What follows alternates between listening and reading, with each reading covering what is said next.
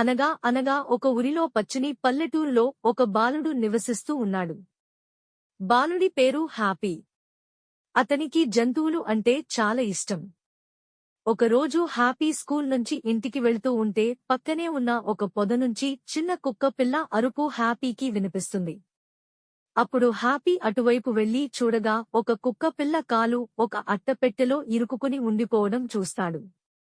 ఆ కుక్కపిల్ల ఆ పెట్టెలో నుంచి రాలేక ఏడుస్తూ ఉంటే హ్యాపీ కుక్కపిల్లను చూసి వెంటనే ఎటువంటి ఆలోచన లేకుండా సాయం చేసి దానిని పెట్టెలో నుండి తీసి కాపాడుతాడు. పెట్టెలో నుంచి బయట వచ్చిన కుక్కపిల్ల సంతోషంగా అరుస్తూ హ్యాపీకి కృతజ్ఞతలుగా తన వెంట వచ్చింది. ఆ కుక్కపిల్లను హ్యాపీ తన ఇంటికి తీసుకుని వెళ్లి బడ్డీ అని పేరు పెట్టుకుని పెంచుకుంటున్నాడు.